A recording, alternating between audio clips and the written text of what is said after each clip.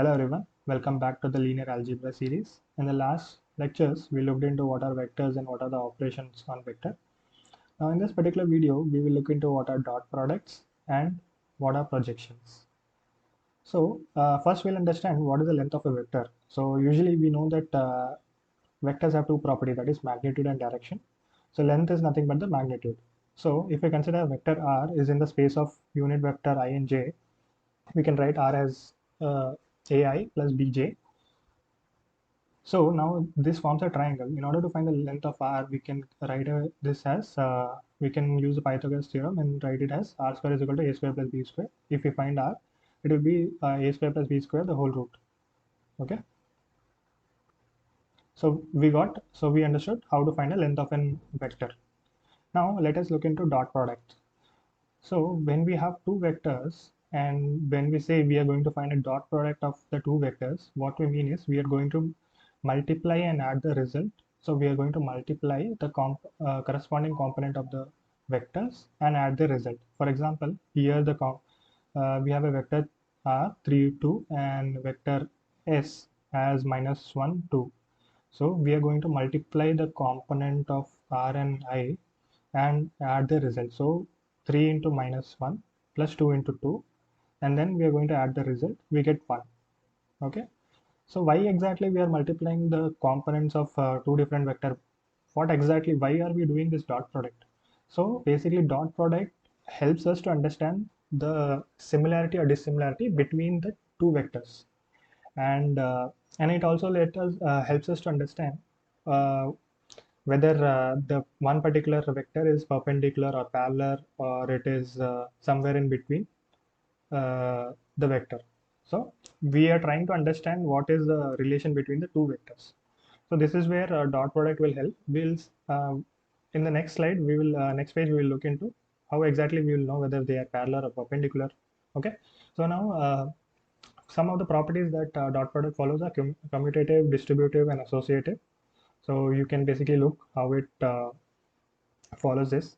So now let us understand the link between dot product and length of a vector.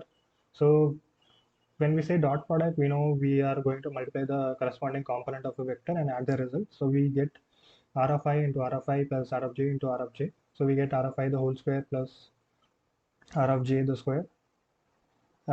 So this is one equation, and we already know what is the length of a vector r. So this will be there. When we use both the equation, we can say uh, the dot product of a element with itself is equal to the square of its length. Okay.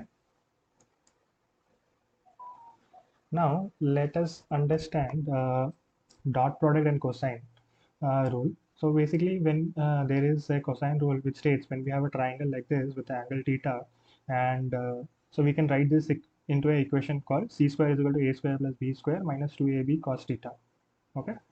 Now consider this is vector r and this is vector s, and if you see that vector s and this vector sum, let us consider this to be c, r, when we add this we'll get vector r. Okay. So r plus s, vector s plus vector c is equal to r. C is equal to r minus s. So this is nothing but vector. This is a vector which is a result of r minus s. So now if you substitute this in the cosine rule, we will finally, if you solve, you will get r dot s is equal to length of r into length of s into cos theta. So this is one equation that will be useful in our upcoming videos. Now if you closely look into this equation, and if you substitute the theta value, that is the angle between the two vectors, vector r and vector s. So now if the angle is 0, the cos theta, cos 0 is 1.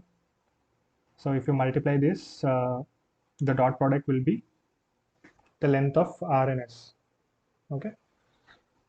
When we say the theta value is 90 degree, I mean the length angle between r and s is 90 degree. That is the two vectors are perpendicular. Then if we substitute the cos theta value over here, we know that cos 90 is 0, so r dot s will be equal to 0.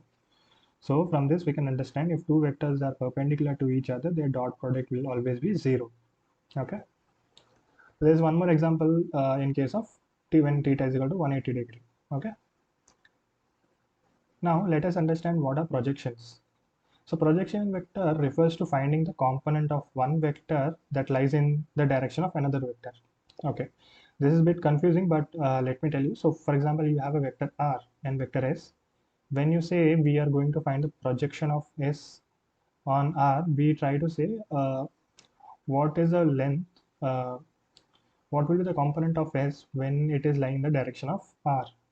So that so how you can find is, we will try to make, consider there is a shadow of s lying on the vector r. So you draw a dotted line, and we know that if the angle between this is theta, we know that cos theta is nothing but adjacent by hypotenuse. Adjacent is equal to then adjacent will become cos theta into s, and we already know this equation which we found before, that r dot s is equal to length of r into length of s into cos theta. Okay, now if cos theta is the adjacent, so nothing but the projection. So s cos theta into length of s is the projection. So projection, the projection of s on r is equal to r dot s by length of r. Okay, so this is called scalar projection because it only tells us the length of the projection. So when you solve this, you will always get a scalar value. You will, so it will basically tell what is the length of the projection, but you won't know what is the direction in which particular coordinate. Okay, so that's where there's something called vector projection. Vector projection is same as scalar projection, but at the end we multiply it, find out, multiply with the vector r, unit vector. So basically we multiply it by the r divided by its length. So basically we normalize it to the unit vector. Okay, so by multiplying the scalar vector with the unit vector of r, we are going to find the direction of that projection. Okay, now the projection of a on b can be written as something like this. Okay, so why exactly are we finding a projection of one particular vector onto another vector? So why? Because when we try to find a projection of a vector a on a vector b, it helps us to understand how is a aligned with respect to b. Okay, numerical given over here, where we are given with two vector v and u, and we have to find the projection, vector projection of this. So you can pause and look into this example. So they are just using the same formula which we discussed and finally getting the projection.